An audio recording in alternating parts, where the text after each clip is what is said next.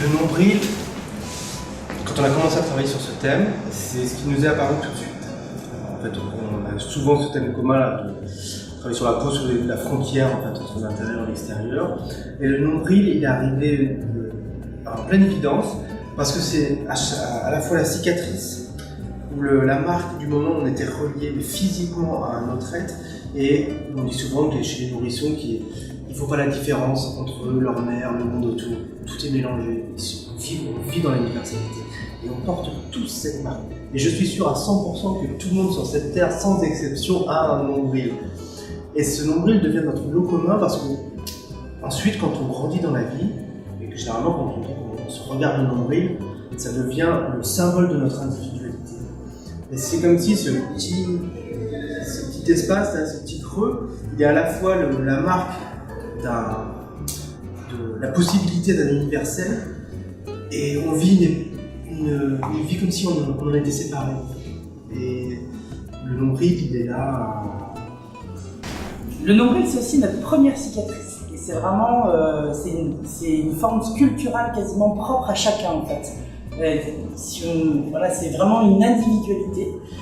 Et pour pouvoir toucher à l'universel, en fait, on a décidé d'en travailler qu'un seul, où tout le monde peut se projeter à travers soi, en fait. Mais c'est vraiment, en fait, pour moi, la différence entre la reconnaissance de soi et le passage vers les autres, en fait. C'est cette frontière qui est marquée ici, qui est finalement à la même proportion pour tout le monde. Voilà. C'est un passage, c'est un état d'être. Cette pièce s'appelle le tronc commun. Donc c'est vraiment une pièce polygonale avec 3 bandes très sombres, très noires, impénétrables.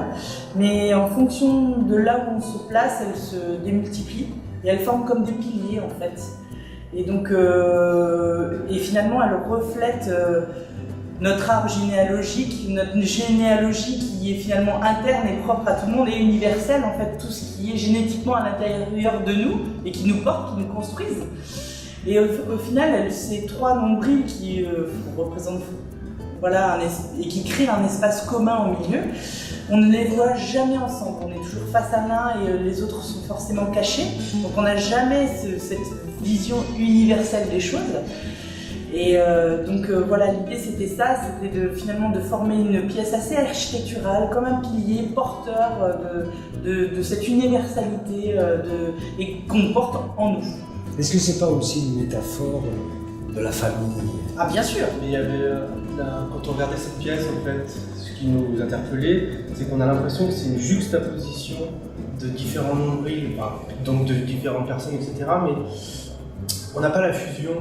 On n'a que des choses qui sont posées les unes à côté des autres, qui forment un pilier. On pourrait dire que c'est comme si la structure du monde psychique dans laquelle on vit, elle est faite comme ça. C'est des différentes personnes qui sont posées les unes à côté des autres, mais on ne parvient pas vraiment à rentrer en communication. L'autre est un autre. Voilà. Exactement. Même dans la plus grande des intimités, vous travaillez en permanence sur l'intime. Bien sûr. La peau, les parloirs, votre superbe série, et vous poursuivez ce sens de l'intime et l'altérité. Exactement. L'autre est un autre. Et puis de travailler vraiment, on a travaillé aussi des pièces sur le reflet, sur des pièces par exemple très simples, le prisme avec le nombril, et en fait elle est très apaisée, très transparente, et d'un coup elle s'agite en fait, parce qu'il y a tous les reflets qu'on a joué sur le caractère optique, donc on a utilisé la technique pour amener un sens, c'était que toute cette généalogie en fait s'apparaisse comme si elle nous hantait et elle disparaît pour exister en un seul nombril. Oui. Donc elle est là en fait, et elle est comme nous, nous c'est ce qu'on ressent avec nos enfants, voilà. Et au final, on voit 4 reflets, et quand on regarde bien notre place dans le monde, en général, on connaît 4 générations de notre famille.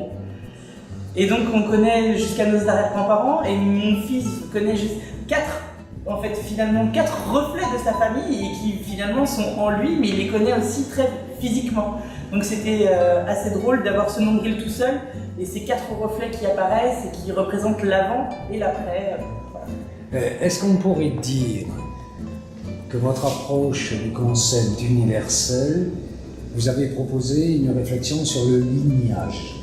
Ah, clairement. C'est un peu parti. Ouais. C'est Ça vraiment. donne le vertige quand on imagine que je suis forcément issu d'une lignée ininterrompue depuis des milliers. Et tout ça, c'est fait avec le nombril, forcément, qui était l'espace de transition à ce moment.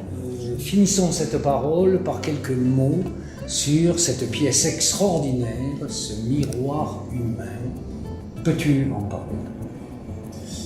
Dans l'approche qu'on a faite justement entre la tension entre l'individualité et l'universalité, cette idée du miroir, elle était dans la genèse au tout début en fait, quand on a commencé à penser ça. Et pour nous, il y a une question d'obstacle en fait. Pour accéder à l'universel,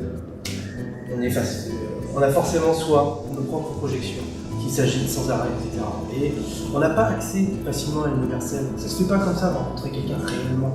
Quand on rencontre quelqu'un, finalement, on parle chacun de nos expériences, etc. Mais c'est comme si on ne pouvait percevoir du monde que ce que l'on connaît déjà. Et donc, à chaque fois qu'on va avoir une nouvelle expérience, en fait, on n'a que le reflet de soi-même quasiment. Et quand on rencontre quelqu'un, c'est comme si on était capable de percevoir d'un autre que ce que je connais déjà. Et c'est extrêmement difficile, en fait, de pouvoir dépasser ça. Et donc, il y a ce reflet dont on ne peut pas échapper dans cette pièce. Puis c'est un reflet qui n'est pas clair. C'est déformé, c'est pas très net, etc. Et... Le nombril est comme un trou noir, donc il y a un obstacle. Ah oui, ça devient un passage, je trouve, oui, dans cette pièce. Je suis pas. Ouais. Et pour moi, c'est la personnalité qui fait obstacle. Votre miroir est un piège. Et on est dans un piège, on vit dedans. En fait.